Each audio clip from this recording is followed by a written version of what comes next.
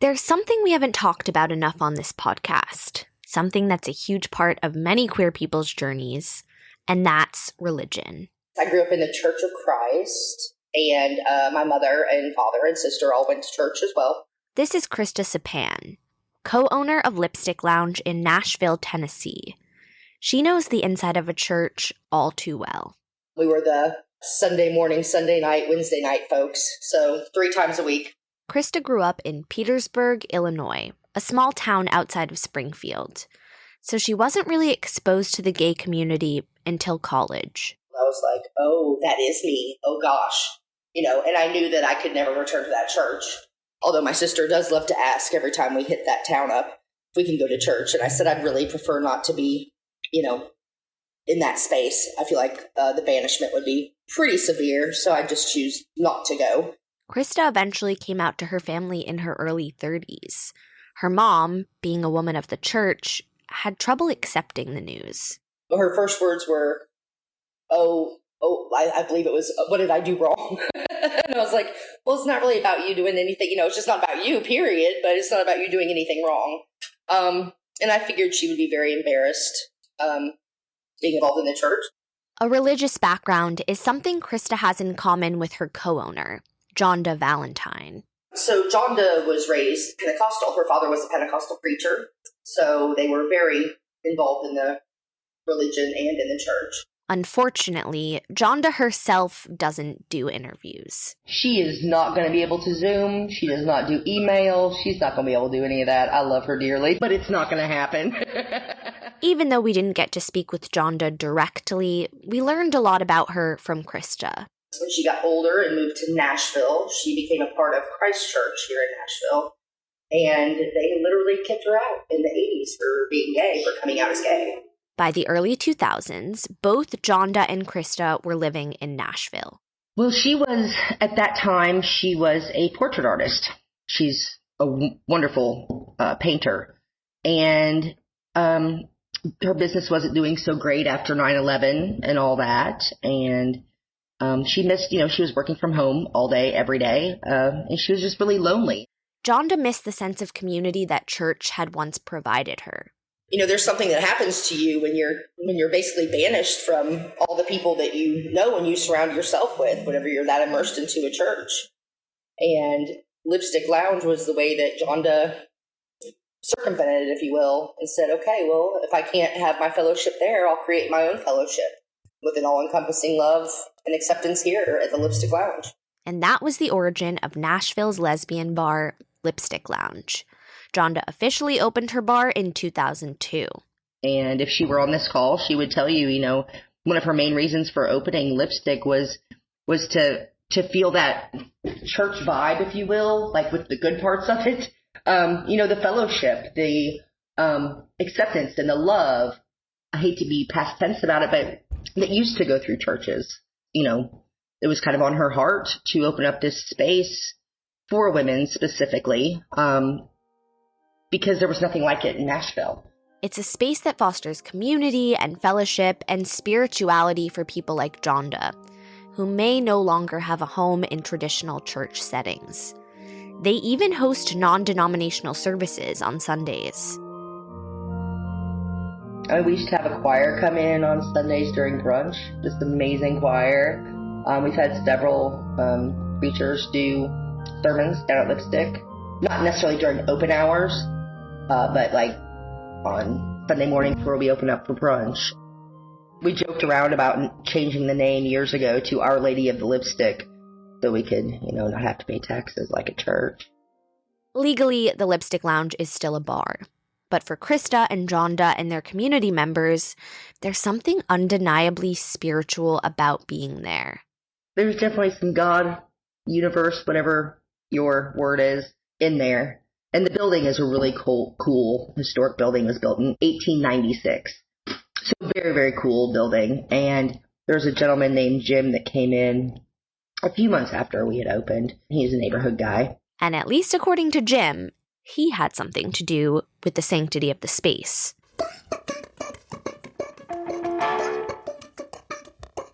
And he was like, I just wanted to tell y'all that you see this ceiling right here? He's like, I painted every bit of that ceiling after they put in the new ductwork and all that.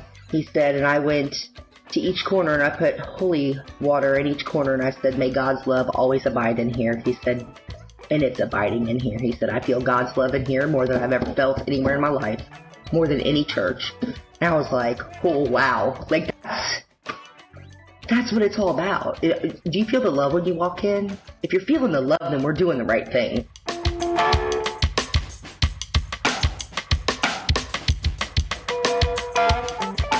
This is Cruising, a podcast about the last lesbian bars in the U.S.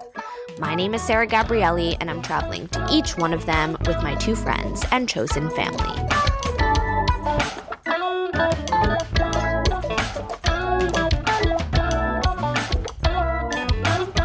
This is stop number 19, the Lipstick Lounge.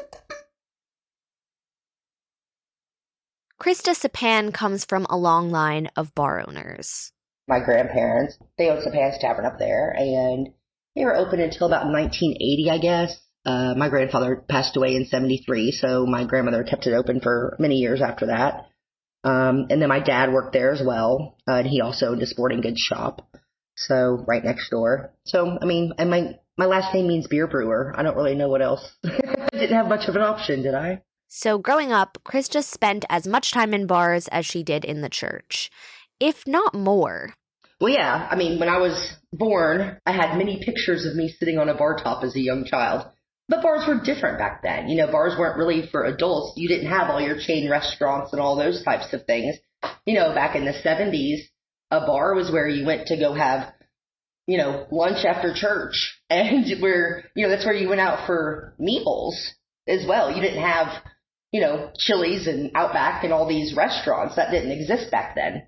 So bars were definitely a place to congregate and celebrate, and it was a familial thing, not just, you know, adults and heavy drinking and dancing. So different world, different time, long time ago. After high school, Krista went to college to study criminal justice. She paid her way through school by bartending and waiting tables, but hadn't intended to stay in the service industry.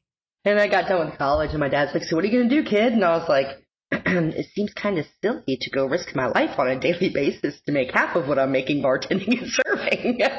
And he's like, don't tell me you've gone to college, you know, all this time, and now you're not. And I was like, yeah. I said, I don't really want to do that. So I'm just going to do this until maybe I don't want to do it anymore.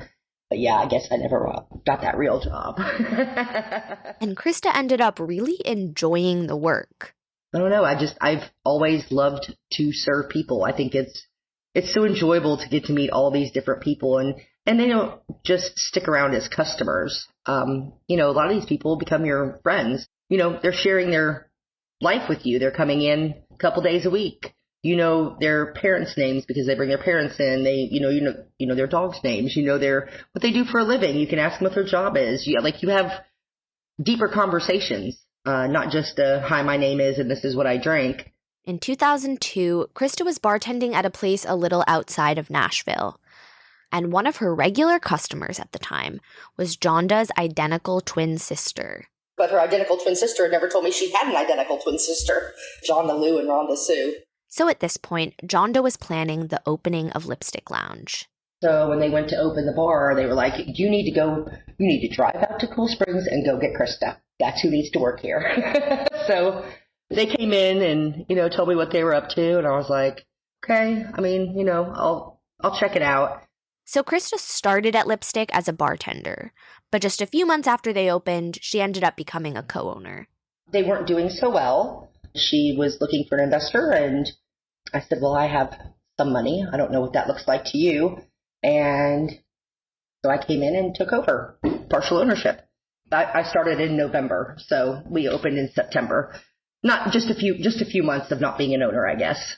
And around that same time, Krista and Jonda started dating. Oh, it was awful. Owning a bar with your significant other is, I wouldn't recommend owning any business with your partner. Who you go home to and go at night, man, today was a hell of a day, because they had the exact same hell of a day. You know, it's hard to, yes, you're in the same boat, but at the same token, you don't have anybody to just share with because they're literally so immersed in your life that they're sharing every moment with you anyway. It was hard. Jonda calls them the dark times. The pair eventually broke up after 4 years together. It was one of those things I said, it's for the greater good of both of us because we just were struggling so terribly. And it wasn't for lack of love because we still adore each other, but it was just too much. It was just too much. And Jonda will tell you this. She's like, we're soulmates, just not on the level that people believe soulmates are. It only took a couple of weeks for Krista and Jonda to recover and get back into the swing of running the bar. For us, it was that true friendship and love for one another that's enabled us to remain business partners and remain best friends and remain, truly sisters. The Lipstick Lounge sits on the corner of 14th and Woodland Street. It's a boxy purple building with red and green trim.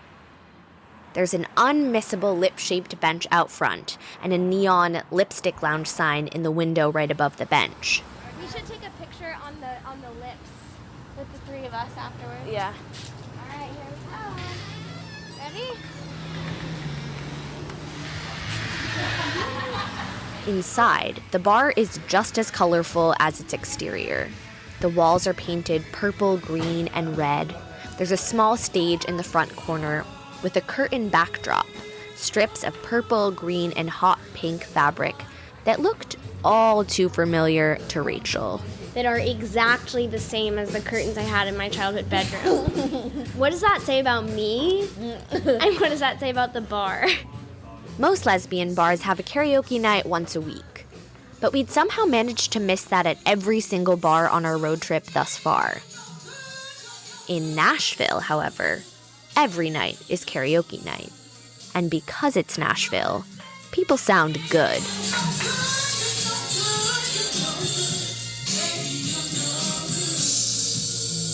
We made our way to the bar in the back of the room and met Crystal, the bartender. Not Krista, the owner. This is a longtime Lipstick Lounge bartender, Crystal, with an L. I was sitting here eating brunch, and Krista basically just said, "You're a bartender. Do you want a job?" And I said, "Sure." And then I started the next week. I've been here 9 years. That night, Crystal had some sort of cast on her arm. It's an arm brace from pulling a tendon from doing aerial for 4 hours. Outside of bartending, Crystal does all different kinds of performing. I am an aerialist, a fire performer, bed of nails specialist, sword swallower, and grinder girl. It's a metal corset with an angle grinder to shoot sparks. She's also a burlesque dancer. My name is Lucifera Star, because I cosplay as Lucifer. Cool. Lucifer from the TV show all the time. Krista led us out to the patio and introduced us to two fellow burlesque performers. My name's Lynn Hearn. Pronouns are he, him, they. I work here on brunches. Lynn is also a bartender here. I've been coming to Lipstick pretty much since it opened. And I'm BB McQueen. My real name is Beth Abernathy, but pretty much anytime someone talks to me, I use BB McQueen because it sounds really good. And sitting with them was Minnie Pearl. Minnie Pearl was a comedian, and her whole jam was to tell these horny girl stories. And so Minnie Pearl was like your awkward, horny cousin from Grinders Switch, Tennessee. You know, her whole persona was being a horny girl who couldn't find no man from a small town in Tennessee. And that just seemed like a really good name for my dog, you know? Like, yes, Minnie Pearl is BB's dog. She's a top like her mother. And so she can be a little aggressive around other animals. So I usually only bring her on like Mondays and Tuesdays when it's like low flow. Like the original Minnie Pearl, BB and Lynn are both performers. About a decade ago, Lynn had been in a burlesque troupe with Crystal. It was called Betty Roulette. And she was the first person who taught me how to dance with fire and loved it. The style of burlesque that Lynn does today is different from his days in Betty Roulette. My stage name is Lindalicious. My burlesque is very comedy burlesque. Like I'm very tall, skinny, lanky, and I've always been very, very thin, and I've always gotten shit for that. I don't see myself as like a sexy person. So I do a lot of comedy burlesque. I have a C-3PO act from Star Wars that I do. Goodness gracious me. Where I come out with a C-3PO mask on. Hello, I think. And then do a traditional burlesque strip to it. And it's a little weird, but folks love it. I do believe they think I am some sort of god. Beth's stage persona, as she already mentioned, is BB McQueen. There's a certain standard in burlesque, which is beautiful, straight white woman removes dress to jazz song, right? It's like a formula. You know, I'm a 6 foot tall, 250 pound woman. And from that first act that I created, I knew that beautiful white woman removes dress to jazz song would not ever be the aesthetic that I wanted to do. Like Lynn, BB weaves comedy into her act. So let's say you're Dorothy from The Wizard of Oz. And then it switches to a song from Pink Floyd. And then you roll your stockings off of your legs and put them on your hands and turn them into sock puppets that sing the backup music to the song. Like, I wanted to always have like a certain level of cheekiness and like a wink and a nudge. You can tell just from talking to BB that she's a performer. She sort of puts on a show for you right off the bat. I am what most people would have referred to as a child as precocious, which means unbearable. So yes, I have always been this person. When I was born, I didn't make a noise until the doctor hit me, and then I cried, and I have not shut up since then. So yeah, I made a very dramatic entrance. They thought I was dead, and then he gave me a whack, and I have not shut up since. We can't say we agreed with BB labeling herself as unbearable. Well, that's that's debatable. But at least according to BB, she can be a little much for her more reserved counterpart. I think that Lynn sometimes gets a little fatigued, but that is just part of the job. You know, like sometimes I will look over to Lynn and he's very tired. He's like, Beth, just like maybe perhaps like right now when he's looking at me across the table and he goes, shut the fuck up, in the most quiet and polite way ever. BB and Lynn are best friends. They met at around 16 years old. Oh, this will be good. So the way that I met Lynn was Tori Amos was playing at the Tennessee Performing Arts Theater in April of like 1996. Me and my girlfriends, we went to see Tori Amos, and I spotted Lynn, and he was like a skinny goth boy in a cape, and I was like, hello. And he was like, no, and ran away. But later that year, we both, through the magic of the cosmic universe, ended up auditioning to be something called a PG-13 player, which is the peer education group arm of the Planned Parenthood of Middle Tennessee. So we would go to high schools around the area and do skits about wearing a rubber, or like not getting chlamydia, or, you know, like abortions are legal, you know, like, and that was how we became friends, as we both were in this peer education arm of Planned Parenthood together called the PG-13 Players. And that was the summer we became friends. BB and Lynn went to different high schools in the same area of Nashville. And somehow, they both discovered the PG-13 Players. I think there was like a flyer that got posted in our schools. You know, there's a bulletin board, and we're both the kind of like nerdy, involved kind of people that will check the bulletin board once a week, you know? And so we both somehow outside of each other found it and found each other through that. And yes, in the middle of the PG-13 Players audition, BB and Lynn realized they had met once before. We were like, weren't you that girl that hit on me when I had that cape on that one time? But after that, we totally clicked. The Players weren't just actors. They actually wrote all of the skits themselves. Part of the training of it was us getting together and figuring out how to impart this wisdom upon our peers in a way that they would absorb, as opposed to like being like the way like a church would do it, being like, hey, you guys, Jesus is down with everything and all you got to do is confess, like, no, that was not what this was about. This was about connecting with people at that age on their level. And this worked because Planned Parenthood empowered these teenagers with information. We received knowledge that most people do not receive until they're in their 20s and 30s. I personally know a lot of women that didn't know they had a clitoris until they were about 25 years old.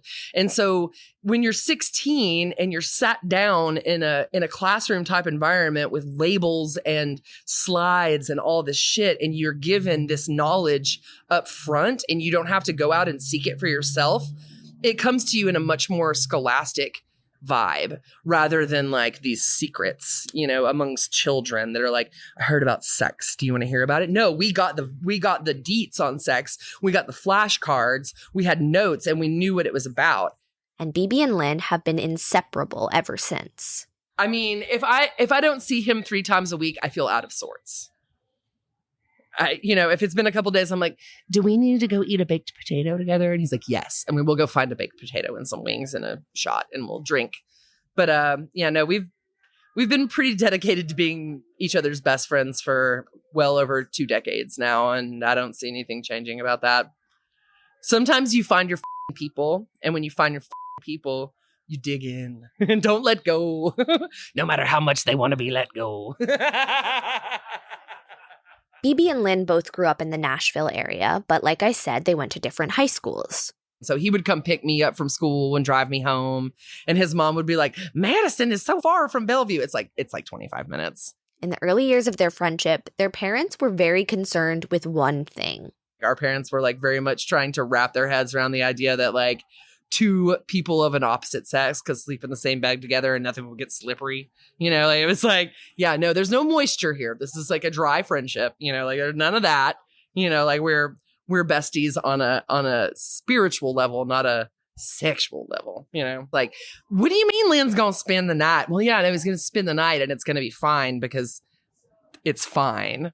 In the end, these sleepovers were permitted. My mom knew he was gay. His mom didn't necessarily know he was gay, had a fairly good inkling, was not accepting it for herself. But like, prom happens, like Lynn's just going to spend the night. And she's like, well, okay. Like there was like a lot of that going on in like the beginning of our friendship. Lynn didn't actually come out to his parents until his early 20s. My mother and I were so super close, and I expected my mom to be like, oh, yes, and just hug me. And I expected my father to like throw my shit out on the front yard. But Lynn didn't know his parents as well as he thought. First of all, his mom had a really hard time accepting him. She was sitting there in her little chair with her moist washcloth, having a drama moment, being like, I'm so upset. And she chose the route of vilification. My mother said some things to me that while I have forgiven, I will never forget. It's kind of hard to forget when your mother tells you you're going to hell. Like, that's hard to forget. It's easy to forgive, but hard to forget. Fortunately for Lynn, his dad, Tommy, took a very different approach to things. He said to me, I don't understand this. How can I understand this? And so I came armed with brochures, by the way. I was like, I knew we were having the coming out convo. So I came armed with the brochure from the American Psychological Association on their stance on homosexuality. And it also came with a PFLAG Nashville brochure. So I was like, hey, here's this. And mom and dad, if y'all want more parents of queers to talk to, here's this. Tommy was really committed to better understanding his son. My father and I ended up going to family therapy together. He went to a session, I went to one, and then we went to one together. And everything was beautiful after that. We reached this point of understanding of one another that, hey, we're just humans and we are who we are. And we were able to step out of that father-son role and just look at each other as humans and as individuals and respect each other. This was the early 2000s. And around that same time, Cher and Cyndi Lauper were performing together on Cher's farewell tour. Cher is in the middle of her farewell tour. Lynn was at his parents' house one day when a commercial for the tour came on TV. Girls kick ass. That's right. Don't come if you don't want your butt kicked, Right. okay? If you're not strong, if you've got a weak heart, don't bother coming. My dad was like, oh my God, I'm going to get us tickets to Cher. And my dad totally did. He bought 3 tickets to the Cher and Cyndi Lauper concert, and my mom refused to go. So, on November 13th, 2002, Lynn, his dad, and his friend Casey attended the Cher and Cyndi Lauper concert.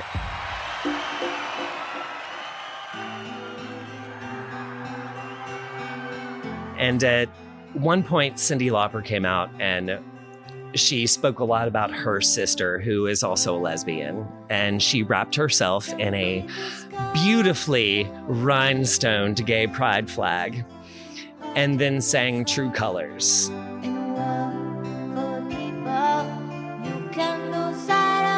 And I saw a look on my father's face that I had only maybe seen once or twice before in my entire life, that he was actually having an epiphany.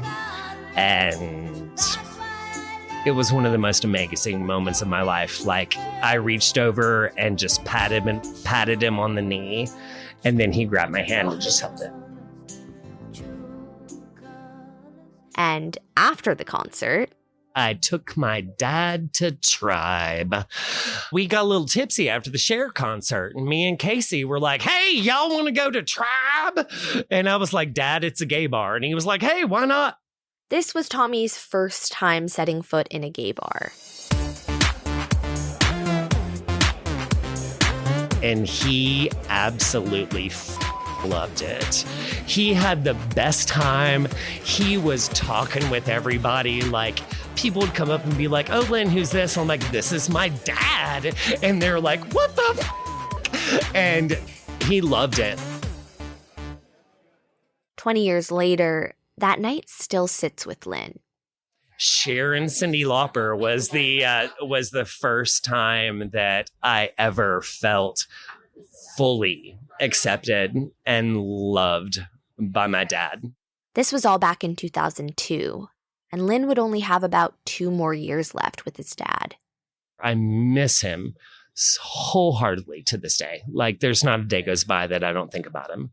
He remembers exactly where he was in 2004 when he got a cryptic phone call from his aunt. I was at Blue Bar hanging out with some friends. It was maybe like 4 o'clock in the afternoon, and I got that phone call. And I was like, this is weird. So then on my way home, I had the radio off in my car. It was like a 30-minute drive from where I was. The radio was off the whole time. And the whole way home, it was just silence. I was like, this is weird. Please don't let it be what I'm feeling it is. And it was. Tommy, Lynn's dad, had had a heart attack. He was on a hunting trip in Arkansas. And my dad turned to my uncle and said, hey, you know what? He's like, I really don't feel good. And my uncle was like, hey, man, let's just sit down on this log and like take a rest. By the time my uncle had sat down, my father had already collapsed. And my uncle did CPR, but was unfortunately unsuccessful. So he was with family and people that he loved, doing what he loved doing. But something truly incredible had happened in the 2 years since the Cher concert. Lynn got to experience the relationship with his dad that he'd always wanted. When he did pass away, our relationship was amazing. Like,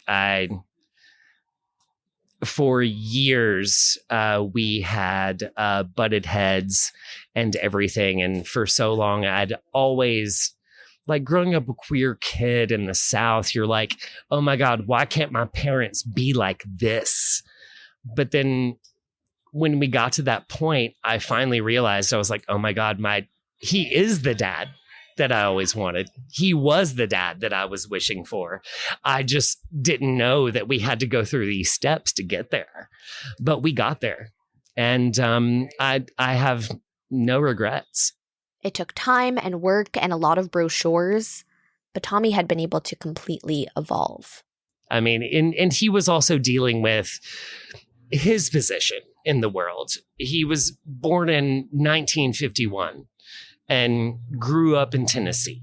So as far as like the concepts of queerness, those were things that were foreign to him. But once he realized, oh God, this is part of my life.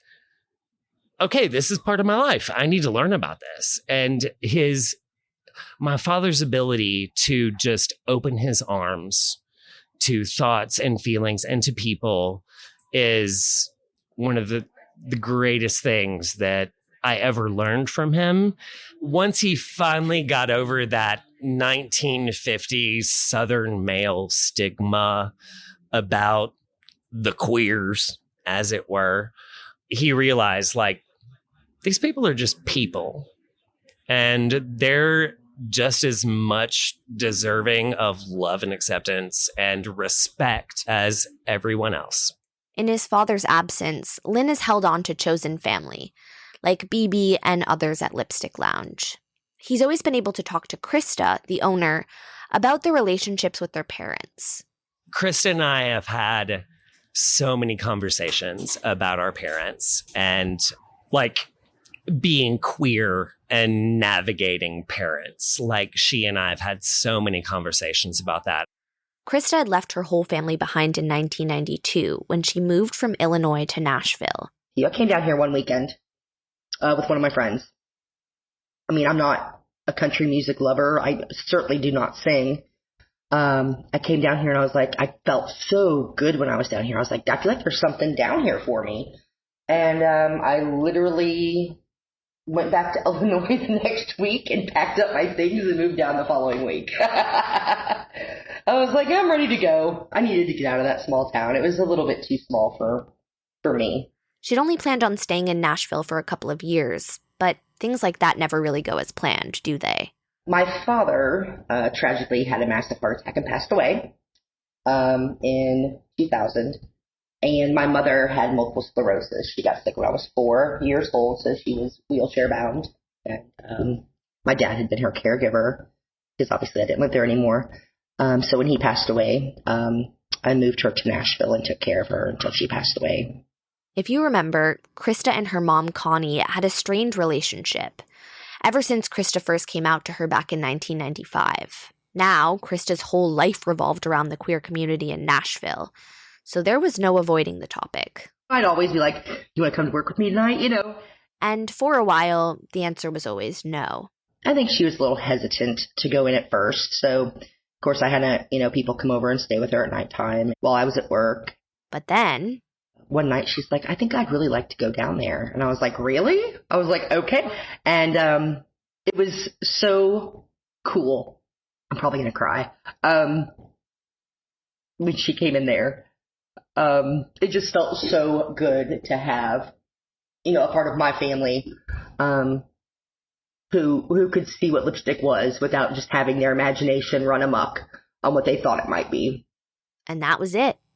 After that first visit to Lipstick Lounge, Connie became a regular. She had her own spot up front at the accessible table by the door. And of course, somebody would always be sitting with her. They'd be like, oh, that's Krista's mom. And they'd go up and introduce themselves and hello, and they'd sit down and talk to her, and she'd tell them Lord only knows what stories. She'd talk about whatever. She didn't care. She loved the attention. She loved, I'm sure she got tired of seeing my face all day long. Eventually, Krista had to make the difficult decision of putting Connie in a nursing home. But this didn't stop her from coming out to the bar. She would get on Access Ride and come down on the weekends and, have her 1 beer or 2 beers or her screwdriver or whatever she was going to drink that night. At first, Connie's visits to Lipstick Lounge probably were born out of loneliness. We didn't have any family left in Illinois at that time. My sister had already left the state. So after Dad passed away, there was no other living family up there. And, you know, a lot of my mom's friends were older, so they'd all passed away as well. But like Lynn and BB and innumerable other queer folks, Connie found a chosen family at Lipstick Lounge. My mother became quite the fixture at Lipstick. She, everybody just called her Miss Connie, because down south, you know, you call people Miss Connie or Miss whoever. And they just embraced her. And she never thought another thing about it. It was really quite beautiful to see them just love my mother. 6 years ago, Miss Connie passed away. She would be buried back home in Illinois, but since she lived in Nashville for so long, Krista decided to have the service there. I went to the funeral home and they said, well, which chapel room do you need? Well, we know she's not from here, so we'd recommend one of the smaller chapel rooms. And I was like, well, I'm pretty sure it's going to be pretty busy. And so I asked for the large chapel room in the middle. Miss Connie might not have been from here, and she might not have had much biological family left, but the Lipstick Lounge community certainly filled that large chapel room. It was so amazing to see all the people who I know that they touched my mom's life and vice versa. She was able to feel so loved and so surrounded down here in Nashville after she lost my dad. So, pretty cool.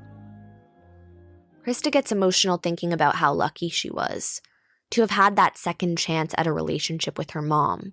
You know, I hear so many stories of people who've come out to their family and who were discarded and, you know, basically just thrown away and no longer kicked out of their family. And it's so hard for me to wrap my mind around that. And because I know how fortunate I was, it could have been so different. But Krista isn't helpless in this matter. I mean, she runs Lipstick Lounge after all. One of the main reasons Lipstick's so important to me is that I feel like we give a home and a family to people who have been shunned from their church, from their family. My staff has more of a sense of family. I mean, most of them call me Ma. Even though they have great families of their own as well, they feel that sense of family, and I think they feel that sense of need for Lipstick as well.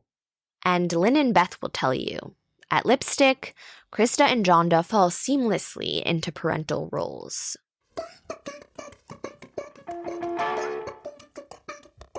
Mama and Lou, that's what we call them. Because, like, even when I text Krista or call Krista, I call her Mom. Just because that's... We all call her Mom. Yeah, that's where she is, and that is the role that she has taken on for herself. If it's muddy in your real life, it doesn't have to be muddy here. She's your mom. Yeah. There's no question. Mom, and Jonda's the cool aunt. Yeah, absolutely. Jonda's the cool drunk aunt. But no, for real, like Krista, not just in these walls, Krista takes on that mother role outside of it as well. And if you ever run into Jonda or Krista, Jonda's going to corner you for at least 45 minutes and tell you how much she loves you. Like, this place is about family, and parents build family. They really do. In a family household, the whole vibe of the family, the whole view is created by the parents. And that's exactly what Krista and Jonda have done here.